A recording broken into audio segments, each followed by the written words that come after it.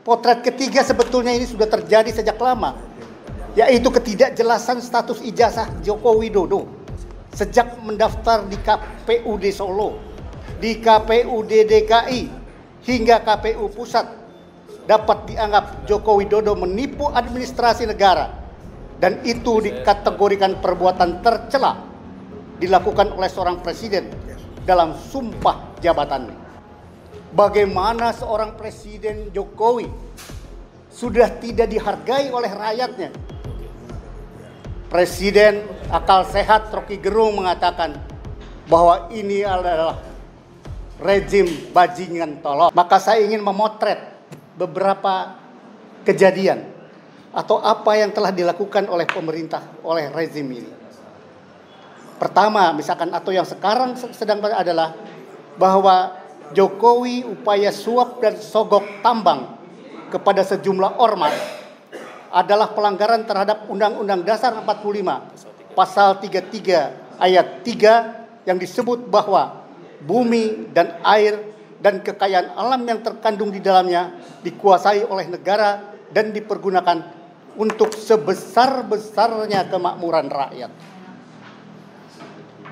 Selain itu, potret kecil lagi, selain disebutkan Presiden melakukan pelanggaran konstitusi dalam kasus pelanggaran usia capres dan capres yang diloloskan Gibran Raka Buming Raka di bawah 40 tahun adalah pembiaran pelanggaran Undang-Undang Dasar Konstitusi yang nyata.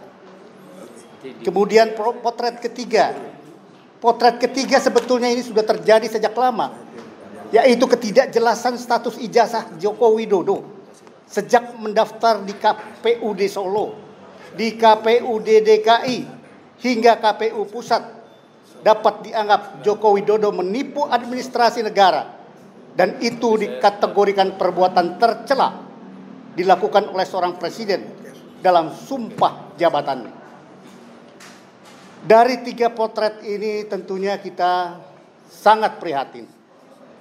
79 tahun Indonesia merdeka. Inilah suasana terburuk, suasana kemerdekaan yang terburuk yang pernah kita alami. Bagaimana seorang Presiden Jokowi sudah tidak dihargai oleh rakyatnya. Presiden akal sehat Rocky Gerung mengatakan bahwa ini adalah rezim bajingan tolol.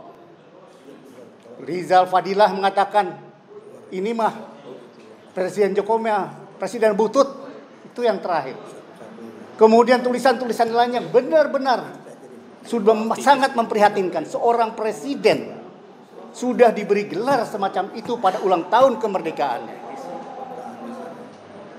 Teman-teman seperjuangan, hari ini adalah hari-hari injury time Presiden Joko Widodo. Kenapa dia bisa melakukan kesewenang-wenangannya? Itulah karena sekarang bukan lagi demokrasi yang ada, tetapi partaikrasi, di mana suara telah direbut, daulat rakyat sudah direbut oleh partai, oleh ketua partai, oleh oligarki dengan cuan-cuannya yang menggelontor. Sudah terhina kita. Ini adalah yang harus menjadi prioritas partai rakyat oposisi untuk merebut kembali daulat rakyat. Sebentar lagi kita akan melihat pesta jin-jin akan datang ke istana jin, dan di sana mereka akan bergembira ria dan akan memberikan laporan pertanggungjawaban yang lucu-lucuan, pasti yang pura-pura, pasti isinya kebohongan. Mengapa saya katakan begitu? Mau apa yang dipertanggungjawabkan ketika Indonesia dikatakan negara termiskin di dunia? Apalagi yang dipertanggungjawabkan ketika Indonesia menjadi terkorup di Indonesia? Apalagi? Tapi seandainya pertanggungjawaban jawab ini diterima oleh partai, maka jelas partai sudah mengakui bahwa mereka adalah partai-partai yang zalim, yang mengkhianati bangsa, mengkhianati rakyat, mengkhianati Undang-Undang Dasar 45 dan Pancasila, kita lihat nanti. Tetapi kita tidak boleh menunggu. Kita harus cepat, partai oposisi rakyat, semua oposan bersatu, bergerak menjadi kekuatan yang besar untuk merebut kembali daulat rakyat. Kita berkumpul di Jakarta. Emak-emak saya angkat topi, yang tidak pernah berhenti tiap minggu berjuang menyuarakan aspirasi rakyat. Saya kalah. Saya mengakui kalah emak-emak. Tapi ingat dan catat, saya dengan teman-teman tadi yang datang, yang bergerak di Bandung dengan gerakan anti kebodohan bersama Riza Ramli. Saya siap untuk berdiri menjadi martir. Siap ditembus peluru oleh pimpinan yang zolim. Tetapi saya berusaha mengatakan bahwa saya sudah mewakafkan usia saya untuk rakyat Indonesia, untuk keadilan dan kebenaran. Teman-teman seperjuangan, kita sudah siap. Emak-emak sudah siap. Dan catatan untuk kepada rekan-rekan kita, purnawirawan yang merebut baret dengan perjuangan, yang merebut baret berjuang di medan perang, yang merebut baret untuk mentaati Sabta Marga dan Sumpah Prajurit. Mari kita bersama-sama bangkit.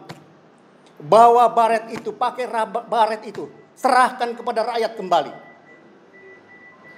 Ingat, TNI berasal dari rakyat, oleh rakyat, dan kembali harus tegak lurus kepada rakyat. Bukan tegak lurus kepada penguasa, tetapi tegak lurus kepada daulat rakyat. Saya mengajak semua eksponen pergerakan, mari bersatu. Saya ikhlas menjadi martir untuk dipecahkan oleh peluru rezim Jokowi. Terima kasih. Wassalamualaikum warahmatullahi wabarakatuh. Pak Tito, mantap. Oke. Saya berdiri. Iya, Pak Tito. Ayo, Pak. Enggak lah, sama-sama.